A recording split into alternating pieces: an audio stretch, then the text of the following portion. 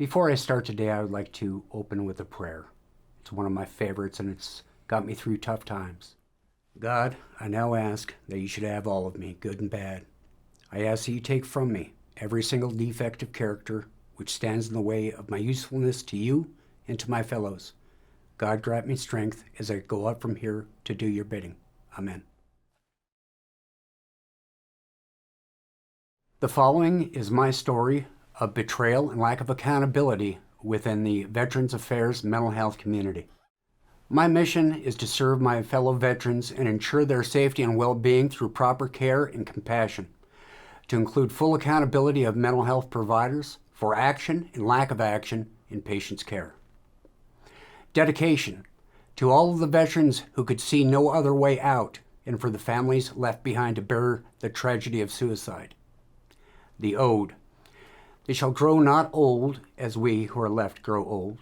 Age shall not weary them, nor the years condemn. At the going down of the sun and in the morning, we will remember them. My name is Jeff Davis, and I am a veteran of the United States Naval Service.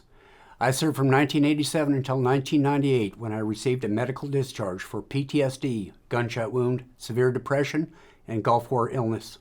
I would like to first make it clear that I owe my life to the United States Navy for opportunities, care, leadership, training, stability, accountability, installation of pride, and love of country. I could increase this list ad infinitum. God bless the military and our beautiful country it serves and protects. There is always an exception to the rule. My last duty station in Oahu, Hawaii, upon being diagnosed with PTSD, I was placed on about 15 different medications. With no supervision or oversight, I would sit in my apartment and watch the carpet come in and go like the ocean tide, lapping at my feet. The television would jump around the table, and I had no idea what was happening in my life. I must also mention that I drove myself to all of my appointments and could have killed myself or others on the road. The final straw was a gunshot wound to my left thigh. My command continued to require me to drive to my appointments and set up my own medications.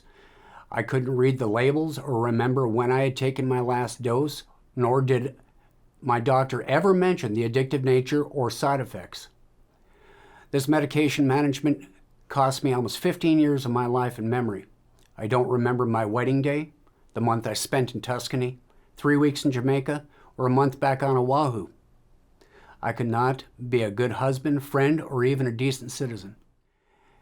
As the years went by, my life became smaller and smaller. Quality of life was non-existent, and my beautiful wife cried in the night. Our dreams and goals are gone through no fault of our own. We are now divorced and never speak. Congratulations to the mental health community. It is essential one must be accountable for action and inaction within one's life. With that said, I don't know anyone that could have functioned in their best interest while being over-medicated and denied proper talk therapy. No veteran should need to depend on their own limited skill set and understanding of war trauma to heal and to prosper alone. Continuity of care is a requirement for creating a better life and preventing suicide. After repeatedly requesting talk therapy from my provider, explanation of my trauma history, depression, inability to make or keep friends, form relationships, take part in the beauty that is life, to experience joy and love, and most of all, the feeling of being shut off from the sunlight of the spirit. I arrived in Pennsylvania about 18 months ago, and through the VA clinic was assigned a mental health care provider. The first visit, with name redacted, was wonderful, warm, kind, and welcoming. The base for success was solid and sure. The person managing my medication did so with complete assurance, slow and steady. She listened intently and adjusted all medications as appropriate. I gave her a score of 100% in matters affecting medications. My complaint is lack of action, failure to report conduct concerning Pittsburgh Veterans Affairs mental health, failure to provide appropriate, adequate talk therapy post-Pittsburgh incident. Example, receiving 2 50-minute therapy sessions spread 3 weeks apart. In June of 2025, being at my absolute lowest point and believing I had no other option, I drove to town and requested local law enforcement to bring me to the VA hospital. I needed to talk to anyone available who could help with my PTSD, depression, and my chronic pain. Thinking I would be transported to Altoona VA Medical Center and receive attention in the form of talk therapy and medicine for my pain, I was administered 2 shots of Haldol and transported to Pittsburgh Veterans Affairs Hospital. At no time was I verbally or physically abusive. The doctors at the local hospital asked me if I wanted to rest, and I said yes, having no idea what those injections would do. I thought I'd just get a little rest until a qualified medical person could be accessed to provide me with the required care in an hour or two. Before going into detail about my experience, I'd like to express with clarity and in the words of the Veterans Administration the following. 1. Veterans Affairs motto: to fulfill President Lincoln's promise to care for those who have served in our nation's military and for their families, caregivers, and survivors. 2. I CARE values. Integrity stands for act with high moral principle, maintain trust, and uphold the highest professional standards. 2. Commitment. Work diligently to serve veterans, driven by an earnest belief in the VA's mission. Advocacy. Be truly veteran-centric, identifying and advancing the interests of veterans and their beneficiaries. 5. Respect. Treat all those who have served and worked with the military with dignity and respect. Lastly, excellence. Strive for the highest quality, continuous improvement, and accountability for actions. Now, later on, we'll go back into and reference trust, dignity, respect, and accountability for actions, as opposed to the care that I received. I remember waking up in an elevator, no idea I was in Pittsburgh. I was issued pajamas, bedding, and a room. I was requested to sign a medical form regarding DNR and life-saving measures. I was thereafter ignored. Calm due to the Haldol, but still in great mental distress, including severe confusion, PTSD symptoms, severe headache, chronic pain, breathing difficulties, and no access to my certified ADA service dog. I was in absolute hell. Every mental health tool that I depended on for my survival was denied. The following is a list: guided meditations for pain, guided meditations for PTSD, guided meditations for breathing, exercises for calm, meditations for mindfulness, my list of prayers as a regiment, AA speaker meetings via audio, IRES meditations, gratitude meditations, no access to phone numbers until in the second day, and no sleep meditations. Other discomforts include war news blaring down the hall, Israel being bombed, no sleep due to startle reflex, and a room check every 15 minutes. Once again, no service dog. This is a living hell. After approximately a day and a half, I attended my first and last meeting with a staff of around 10 to 15 people. Expressing my views and experiences thus far in the custody of VA, I demanded a release. If anyone thinks that they would have been willing to continue to stay after the treatment that was denied and received while under the watch of the mental health system at the Pittsburgh Veterans Affairs Hospital, the services denied include the denial of civil rights, respect, access to basic human dignity, compassion, and love of a fellow man. If you feel my account of the matter demands proper recourse and attention, please take action and demand accountability. Upon discharge, my brother-in-law was fully willing to pick me up and drive me home, approximately 2.5 to 3 hours away. I could not accept, as none of my mental health needs had been met. I was in worse condition than when I came in and found it absolutely impossible to face any further stress. I requested a ride from the Veterans Administration and was flatly denied, even though they knew that I had no money, that I was currently in distress, in severe pain, and exhausted. The temp was about 90 degrees. I had very little vision in my right eye, weakness on my left side, severe headache, and severe chronic pain due to spastic muscles related to Gulf War illness.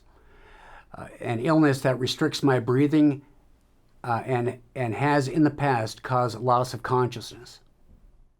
Once again, I make mention of being in a huge city, in pain and distress, confused, and without the aid of my service dog.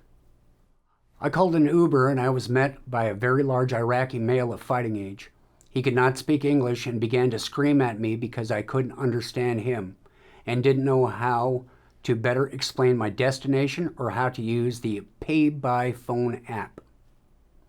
Finally, thinking I would just give up and die, that I could not go on, I called another Uber and arrived back in Clearfield County, Pennsylvania, at a cost of more than $230 to myself. My brother-in-law delivered me a bag and my dog. I stayed in hotels for the next few weeks as I could not face my family or myself. This experience has nearly taken every reason I had for living. The one thing I believed gave me any self-worth was having the honor of serving our great nation. In peace and war, the Veterans Administration stripped me of my honor and treated me with the greatest degree of disrespect and absolutely failed their own core values. On December 8th, 2025, I received a call from the Pittsburgh VA Hospital Psychiatry Department. This was Dr. Azine. The doctor informed me of the following. 1. We apologize for locking you in the wrong ward. 2.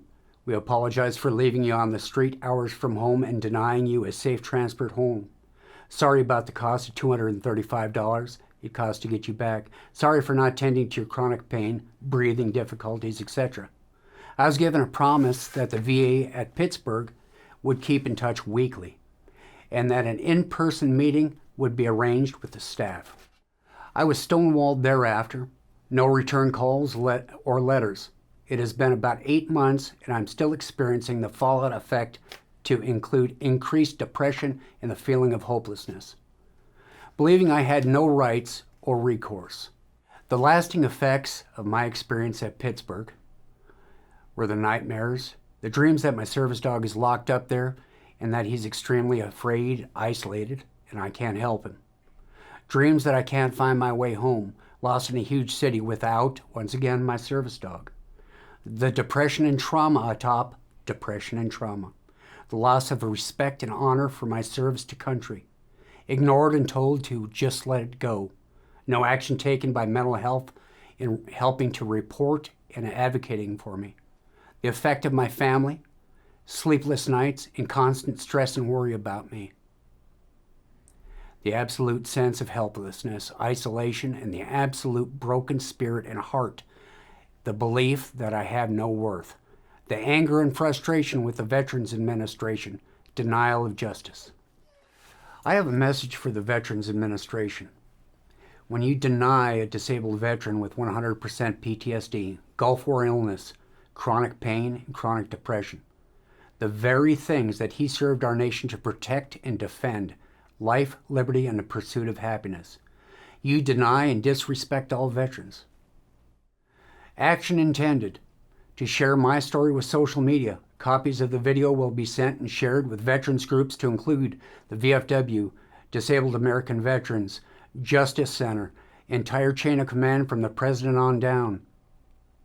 Copies will also be sent to the following: the Gary Sinise Foundation, Sean Ryan Show, Demolition Ranch, Warrior Poet Society, Civil Rights Division of the Department of Justice. Lastly, I call on my brother and sister veterans and for the Americans who love their military and their veterans. I can't do this on my own. I'm counting on you to reach out and hold these folks accountability. They have stonewalled me and ignored me. Let's get some justice for our veterans and let's save lives, because this is a permanent solution to a temporary problem. Call the VA's hotline, their suicide hotline. Ask for help and get your foot in the door. They do care for us and they want us to live good, happy, fruitful lives. They want us to be good citizens again, caring and loving people of our country that watch out for one another. For anybody that has listened, thank you so much for taking the time to hear my story. God bless you. God bless America.